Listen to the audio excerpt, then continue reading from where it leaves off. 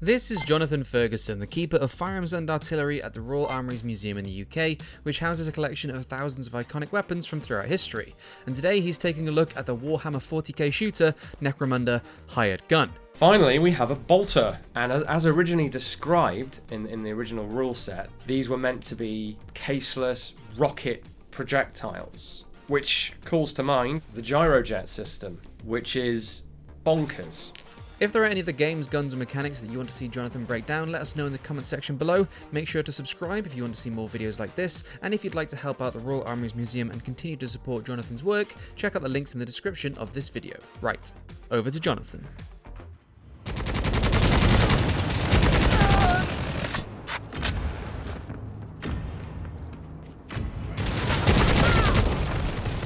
Alright, I'm going to pause there because a few things.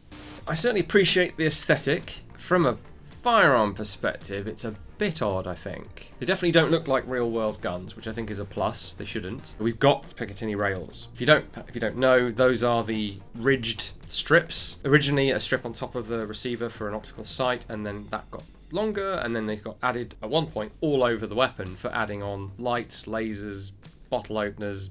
So you can literally attach anything to anything. It's like a sort of Lego system for guns. There's no reason to think that will go away anytime soon. Off the top of my head, I'd say that system's probably going to be around in one form or another for at least 50 years. But we've already seen it start to be supplanted by other accessory systems. Point being, I can't see it lasting a millennia plus into our future to appear on these weapons. Then the sights themselves. So I like the idea of what they did with the iron sights. They work like iron sights, sort of, but they're hyper stylized. You know, you've got a rear sight made of two separate portions. It looks really gnarly and very metal, but it's not very practical. And if we increasingly don't have iron sights on our firearms now, we're certainly not going to have them in the far future, where there is only war, or whatever the phrase is. Grim, dark future, of course.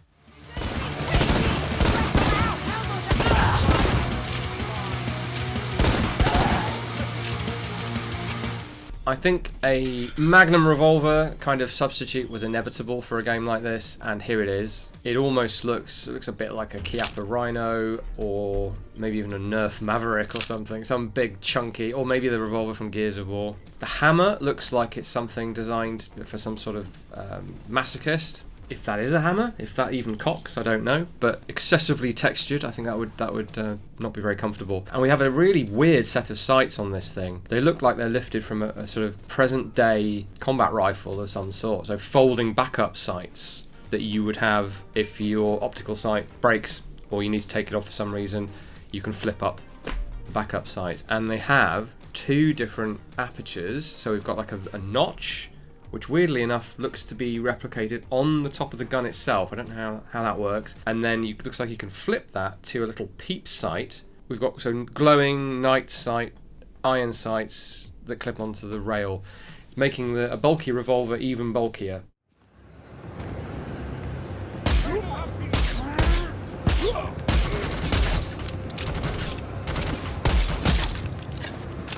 Several features added here. We've got a suppressor on there. Why not? It's essentially a space revolver. We don't have to worry about the cylinder gap, so why not suppress it? Although I'd expect firearms this far in the future to incorporate sound suppression in their design. And we also see how it's being reloaded here. So it's a conventional cylinder design, but rather than loading the rounds into the cylinder, either singly or with a speed loader, we see the whole cylinder get taken out, thrown away, and another one put on the crane. I don't know why you would need to empty the cylinder you've taken off. Take it off the gun. I mean, if you don't, if we're being realistic and you don't want to just drop it and lose it, just put it in a pouch somewhere or a pocket somewhere with the empty still in it and reload it when you're not about to be murdered by somebody. It's a slightly illogical process, but I'm guessing it's there to protract the loading of what is clearly quite a powerful weapon to even out balance.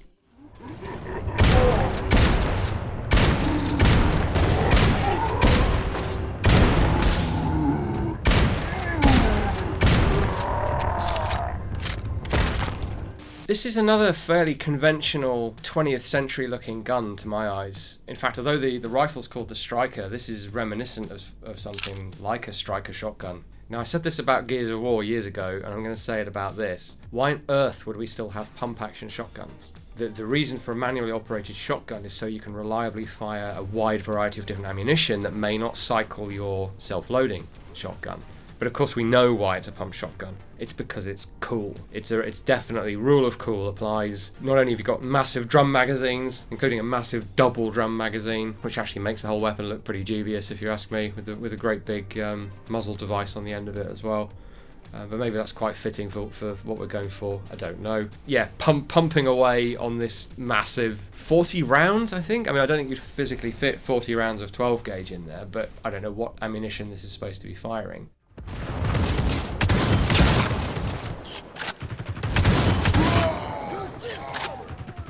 Okay, right. I've finally reached the point where the rule of cool actually applies to me, because I really like that 40k'd up double barrel shotgun. Too much of a fan of the super shotgun from Doom 2, but it's like that with bells on. I like the external hammers. Complete nonsense, of course. You would not need external hammers on any weapon in the future, but it gives it that sort of piratical vibe. Again, we see those sort of stock iron sights, so I gather that they've done the classic FPS thing and created a rail system that fits across the board, so all of your firearms can be upgraded along similar paths. Bit of a shame. I think unique upgrades would be better. I like the sort of the ornate nature of the thing. So we've got the external hammers, the curve of the grip. They've actually modelled sort of complete external locks. You know, it's like an old school side-by-side shotgun that sort of harks back to percussion and flintlock and all of that. So I can't help liking it. Nice bit of design.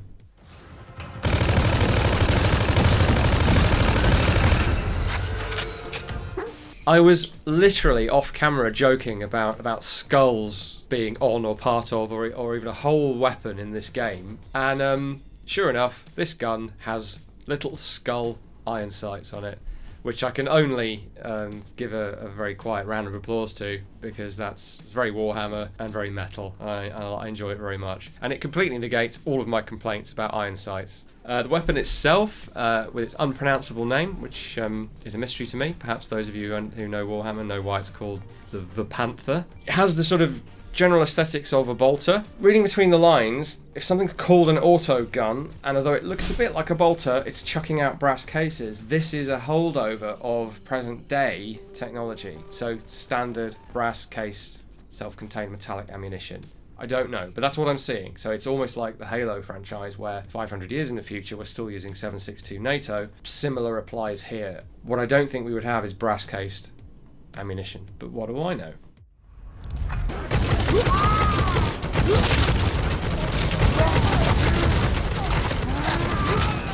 Finally, we have a bolter, or a bolt gun, and as originally described, I gather, in the original rule set, these were meant to be caseless rocket projectiles, which calls to mind, and the comparison has been made, the gyrojet system, which is bonkers.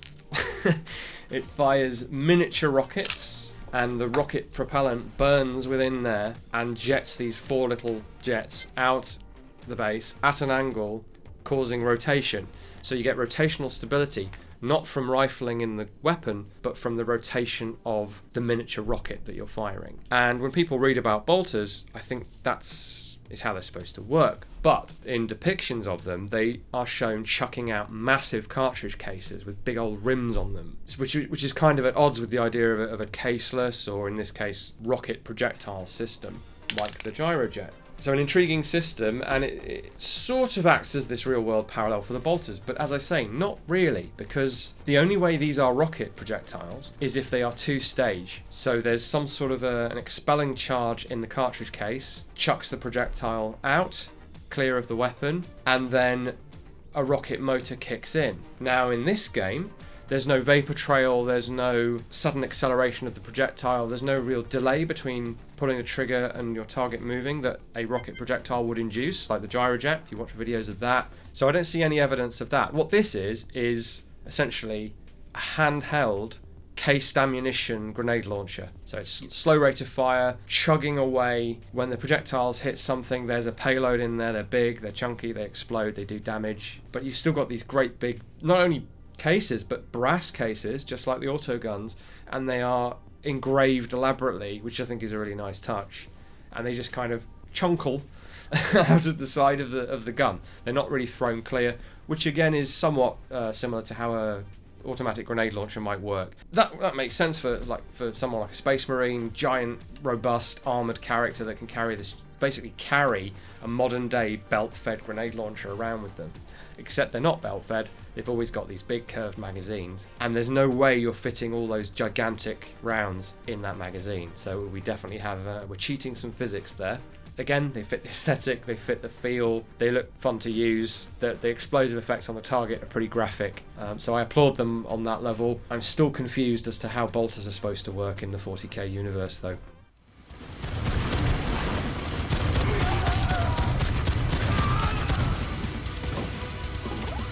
We're outside my comfort zone now in terms of expertise. So I'm aware of the las guns from the franchise. This is a plasma weapon though. So this is a blue ball of energy, as you can see, flies towards the enemy. And we've got what looks like a charge up mechanism. Now, obviously something you can't do with conventional firearms in any way. As a franchise, 40k has always embraced different technologies, sort of have your cake and eat it too. So you conventional firearms, rocket bullet firearms, laser guns, plasma guns, and probably more things that I don't even know about. I suppose one thing to say about this sort of sci-fi energy weapon is that they tend to give away your position. So there's nearly always some big glowing thing on them, and in this case it's like half a big old chunk of the receiver is like barely contained blue energy, and that's a hard thing to hide. We've spent about a century trying to conceal muzzle flash in one way or another, and we're prepared to abandon that for something that glows bright blue in broad daylight, never mind in the dark. Then again, if it's got that much destructive potential, maybe you don't care that the enemy knows where you are.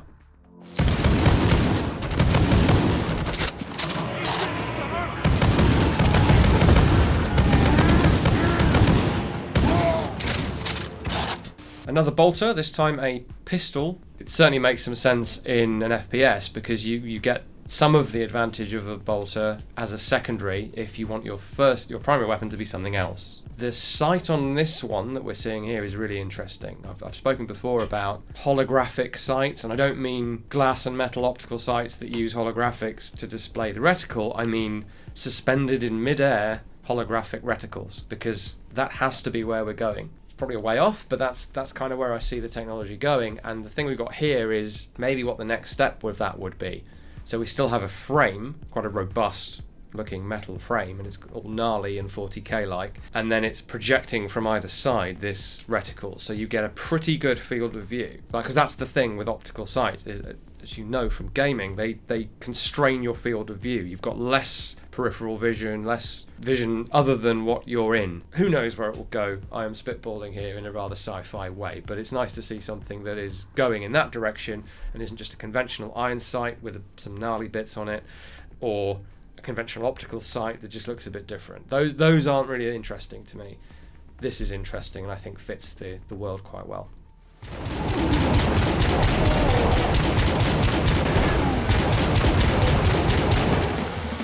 So an interesting category of weapon I hadn't heard of, called a Stubbor, which just calls to mind hurting your toe on furniture. It's a bit more capable than that, and this is a heavy Stubbor. So this almost seems like between an auto gun and a bolt gun. I don't really understand the difference, but it's clearly firing conventional ammunition of some sort. Big, heavy, slow rate of fire, and held almost like this thing looks like a sort of minigun without the spinning barrels, with a top-mounted pistol grip. It's still got an iron front sight. God knows how you're supposed to use that when you're holding it underhand, and a sort of big motorbike grip on the side. That's all very 40k. Looks good, looks fun.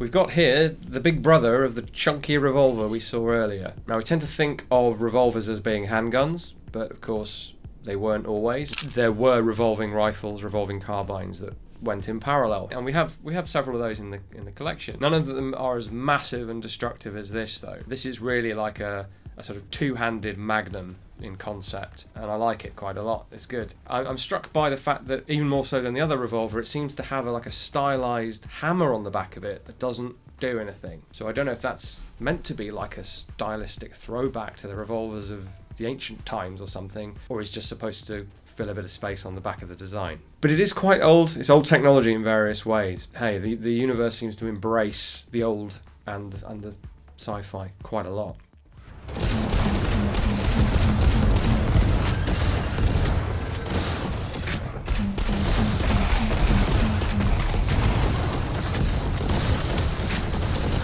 Okay, well that looks like a lot of fun. We've got essentially a Milcore MGL or M32 or whatever you want to call it, futuristic take on another present day weapon which I'm sure you're familiar with. 40mm revolving drum, revolving grenade launcher, and works very similarly. This has got an 8-round sort of magazine, speed loader, cylinder thing. The logistics of carrying around multiples of those we won't worry about that. This is fantasy after all, sci-fi fantasy. The way that, the explosions are very Hollywood Fireball, really nicely done. So, and the sound effect is a really nice take on that classic grenade launcher thump sound.